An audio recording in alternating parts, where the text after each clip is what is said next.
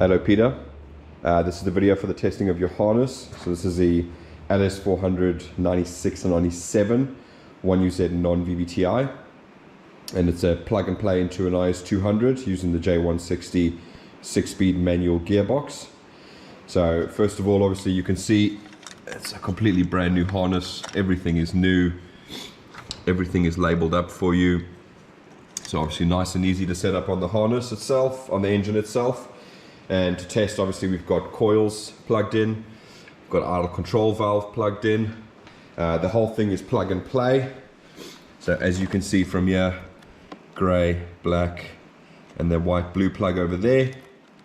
Okay, ECU just plugs in, grommets over there. Igniters are designed to be mounted onto the strut tower here, kind of like how an IS200 igniter is mounted in. Alright, and on each coil we've got ourselves a physical spark plug, so we'll be able to actually see the spark when we come to that. So to start off with, just to go through what we're going to be testing. So we're going to be testing the ambient temperature sensor to make sure that works. I'll go through that in a second when we do that. We're going to look at the dash lights, so things like oil light, etc. We're going to go through flash codes, how to read those, how to get them up on your dash so you can do that. We're going to go through the fuel pump, how that works. Then we're going to test the speed sensor signal, make sure that's coming through to the dash correctly. We're going to test the reverse switch, so we'll bridge that together to make sure that works correctly. We'll do the temp gauge. We'll check the starter. So we've got a little LED in the starter there for you. And then we're going to test the tach. And so what we're going to do is force feed an RPM signal, and then we should see the tach signal coming through on the dash. All right, then we're going to test each of the injectors. As when you feed the signal in, we're going to go through one by one and make sure each injector is clicking. And obviously we're going to check the coils based on the spark. We should see spark on both of those spark plugs. Okay, so to start off with, as it's plug and play, all we're basically going to do is literally go ahead and turn the key. So I'm just getting some extra light so you can see. So again, standard car, standard half cut, switch the key on. Once I do that, you can actually see there's a check engine light to indicate that the ECU is live and active on there. Okay, so let's go around to the ambient temperature sensor on the dash. Okay, so as you can see, that is displaying 18 degrees. Just use the light to get it up there. Okay, so the ambient temperature is not actually sensed by the analog gauge device. So we just output a constant 18 degrees, so just so that you know that's obviously not going to change. It just stops there being E for error, which just looks silly in the dash.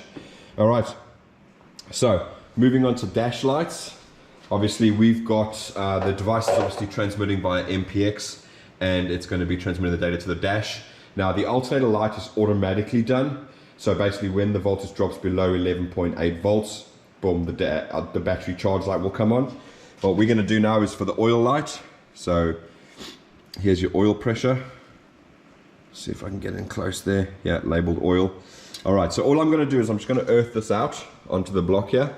And as I do, you're going to see oil light coming on and off. Okay, so we're happy with that. All right. And obviously we've got the check engine light, so that's all good. All right, so now let's go through the flash codes. All right, so on the IS200, there's two variations. You have pre-2001 and post-2001. Now, pre-2001 has this little diagnosis port here in front of this little fuse box here, which is right next to the ECU box.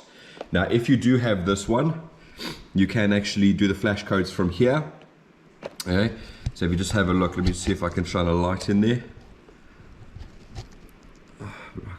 I can't really see.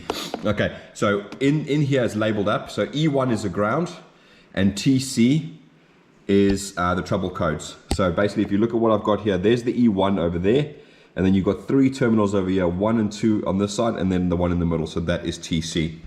So basically, what I'm going to do now is I'm going to use that wire that we've got there, okay, and I'm going to bridge that together.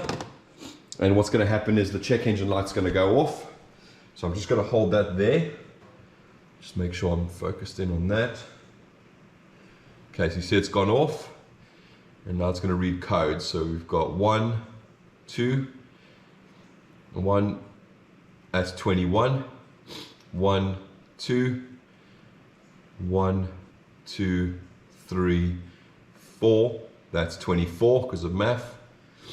Okay, so I'm not going to go through them all, but it's quite nice and simple. All you're basically going to do is effectively bridge the codes, and then when your check engine light flashes, you're literally just going to pair them together into groups. All right, so you saw there was 2 flash, 1, that's 21, then 2, then 4, that's 24. So for example, 24 is inlet air temperature, and that's obviously because we haven't got a math plugged in, because I wanted to bring up the codes to show you what that is. So 24, 31, that's math. 31 is actually airflow, 24 is inlet air temperature, and 21 is oxygen sensor, because obviously they're not plugged in as well. So I wanted to get some codes up so you could actually see it there.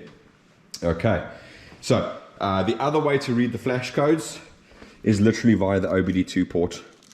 All right, in the driver's footwell. So post 2001, you've only got this one. Pre 2001, you've got both. You've got the OBD2 port and the one in the dash.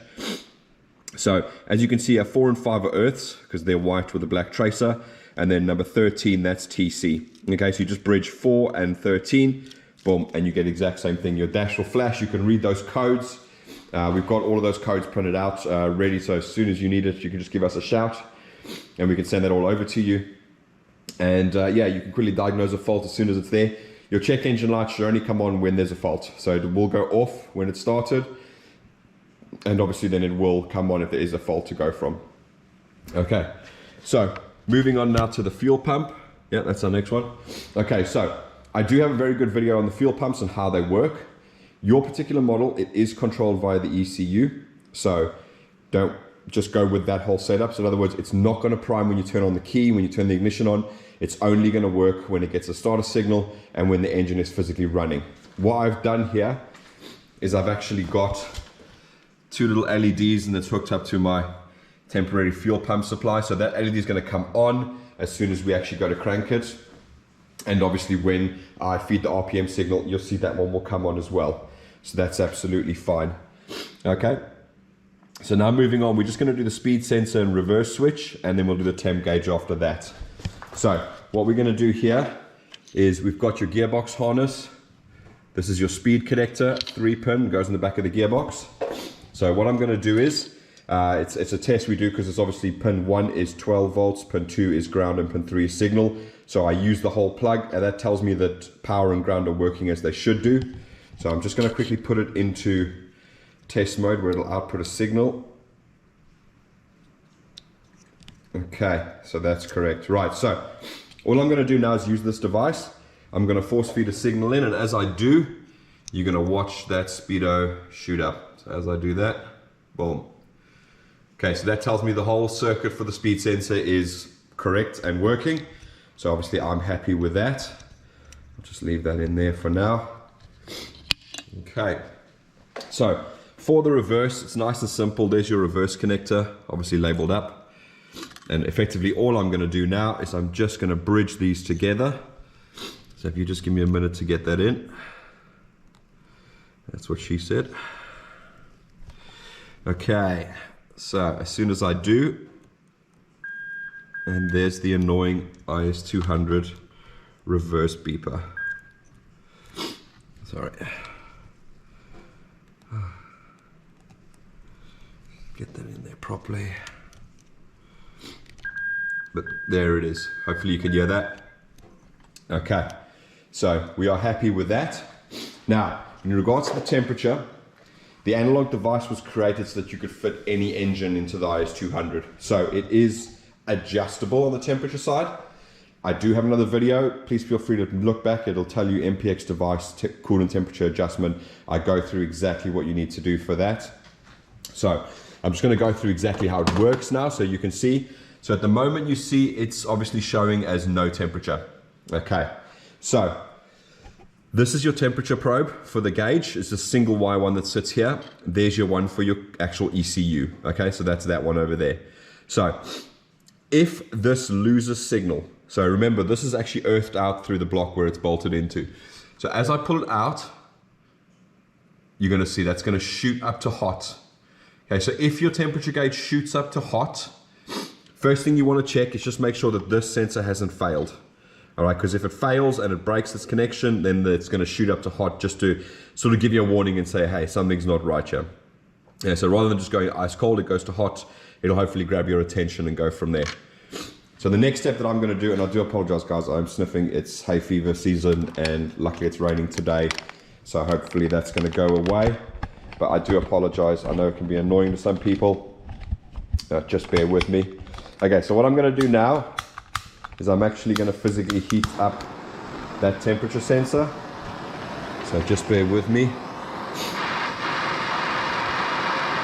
as soon as I heat that up, you should hopefully get a decent reading out of that. There you go. So you can see now that is absolutely working. Okay, so as I said, go through that video. I show you how to adjust it. And normally what I do is I'll let the whole system warm up.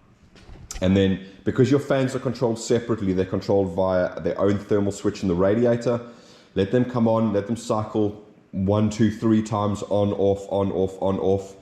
If you've got a laser light to measure the actual pipes, you know, do that. You can feel the front pipe here. So remember, this is your thermostat, this is your inlet.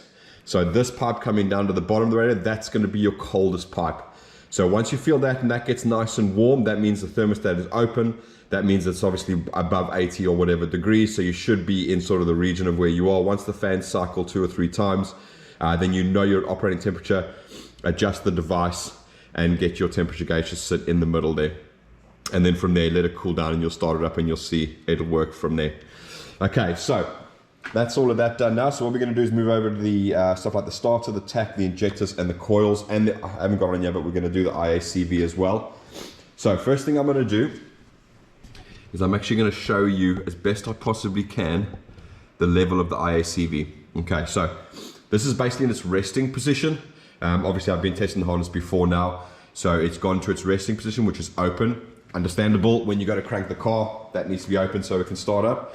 You'll see what happens in a minute when I feed the RPM signal. That's going to shoot up because it's above 1000 RPM, not trying to idle anymore. It's going to push that valve closed so no more air can bypass the idle control valve. Okay, so first thing we're going to do is the starter circuit. So what we're looking for here is we're looking for the LED there to come on. So you can see that's coming on. You can hear the starter relay clicking. It's actually 2 relays, the circuit opening, which is the fuel pump, and that one. But you can see that one's working. And if I take a look here, you'll see there's our fuel pump. So in this position when you're cranking, the fuel pump will be running and the starter will be turning over. Okay, so what we're going to do now is we're going to move over and we're going to start force feeding an RPM signal to the engine. Well, not force feeding, simulating a signal that the engine is running. So that's going to get all our injectors firing, it's going to get our coils firing, it's going to get everything working for us. So if you just bear with me while I do this. Sorry, it's in the dark there. Okay. So you can already hear the coils going away there. So I'm going to try and see if I can... There you go, that looks good. And that looks good. Okay, so I've got it on quite a low RPM now, just because it's easy to hear the actual, you know, injectors clicking and so on. But what you'll also notice now is, can you see that idle control valve has shot all the way up? All right. When I turn this thing off, I'll keep videoing that, and you'll actually see it close back down or open up effectively for the next time you start the car. All right, so let's start on the injector. So start from number 1. So this is cylinder 1 here, and yeah, that clicking away. Number 3. Yeah, that clicking away. Number 5. Yeah, that clicking away.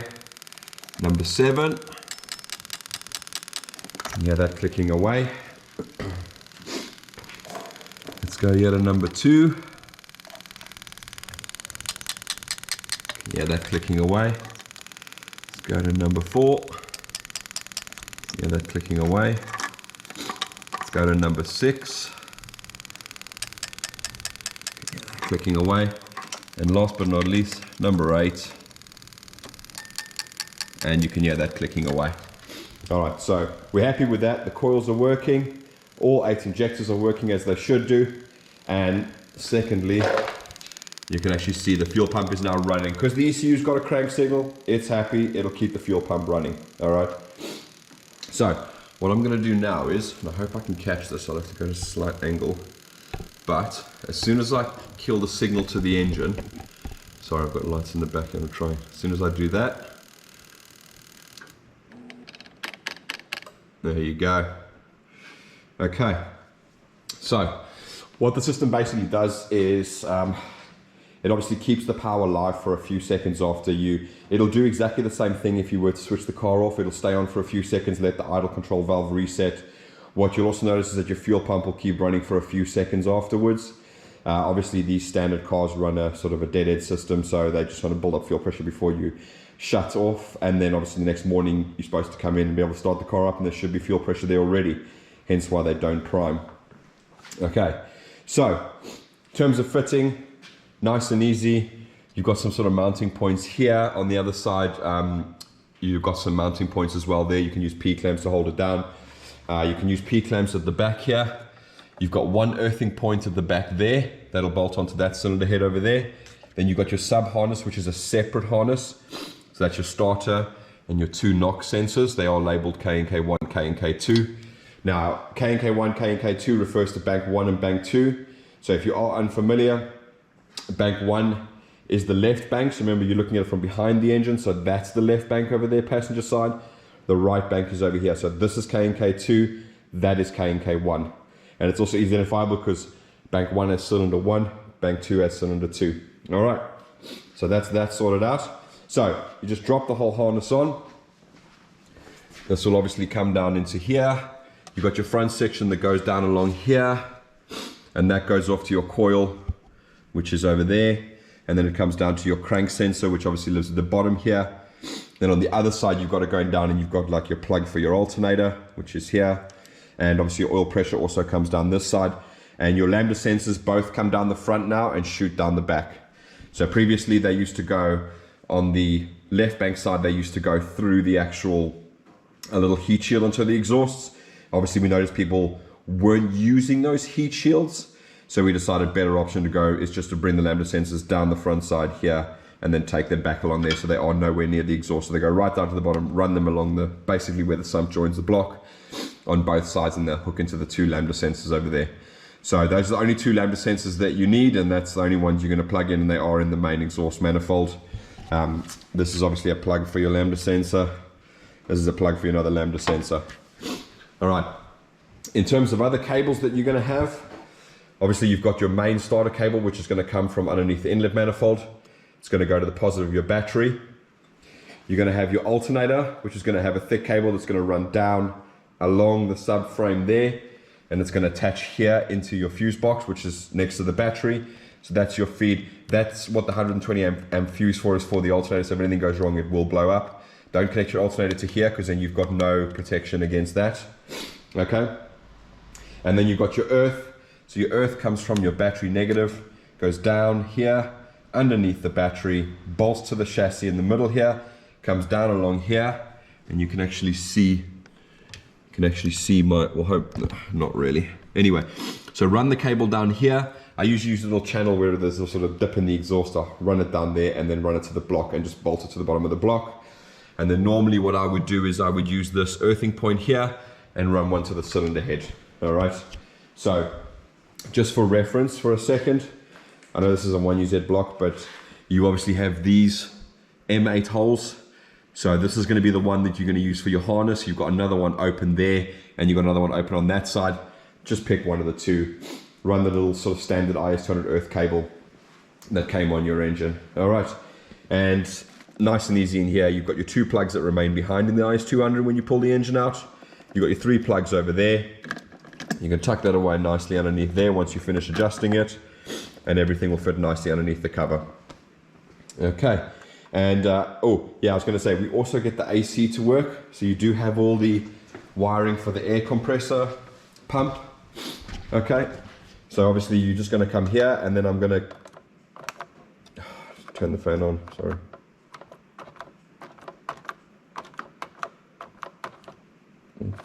There you go. All right. Okay. So I'm just going to do this, and I'm going to keep quiet so you can hear the relay clicking. Okay, so I know you guys, a lot of you don't use aircon, but we do include it in all of these IS200 plug and play harnesses, simply because it keeps your options open. If you want to sell the harness on when you're done, maybe you get a 3UZ or 2JZ or whatever you want to do, You can sell this to anybody because it's got aircon and it will work in both right and left-hand drive vehicles. So again, no problems there whatsoever. All right, so hopefully that's it. Nice and easy. Everything is labeled for you. Shouldn't hopefully run into any issues. Just remember, take off the intake manifold, put that sub harness on first, put the inlet manifold back down, go from there. Simple prep that we do always recommend is things like timing belt. Yours is a 96 to 97. Oh, I forgot to mention, obviously, as you can hear, the immobilizer is removed. If it wasn't, we wouldn't be getting injectors clicking like that. So that's all done for you as well. And change things like the coolant temperature sensors. They're not very expensive. They do get old and they do not work properly. I would probably sort of try and do what I was doing there and try and test this idle control valve before you bolt everything together. Because again, they can get old, they can get stuck, they can not work, and you can end up chasing a problem for ages. And just the usual stuff. Most of your gaskets are going to be super dry. Same with the injectors, etc. If you're getting in there and you're taking the inlet manifold off, you may as well change the injector seals, etc. Cam cover gaskets, anywhere else where you can see. And again, just your normal sort of wear and tear items. Rotors, caps, again, these are all wear and tear items. If you look at your HT, well, I call them HT leads, some people call them bogey cords, whatever is your fancy. If they've got the date labeled on them, so if they say 96 and 997 on them, then you're actually running on the original leads that came with the car. That's one way of telling how old a 1UZ is. If it's still got original leads, it actually has a date stamped on them. So again, if it does say 96 or 97, probably worth just grabbing yourself another set. These are all sort of replaceable parts, you know, wear and tear items. Just things to check before you obviously put everything, seal everything back up again. There's no point in doing it, putting it all in, getting it back all out again to do that. All right, so all the pictures are going to follow now on the video, so that'll be done for you. And I'm going to get this off in a box and get it off to you. And for everybody else watching, thanks for watching. And as usual, if you guys have any questions, if you want me to go through anything in particular that you've seen, that you're interested about, or you have questions about, please feel free to put a comment on. Someone will get that, and if needs be, I'll make a video if it's an interesting fact that we can go through. All right, thank you very much for watching. Bye-bye.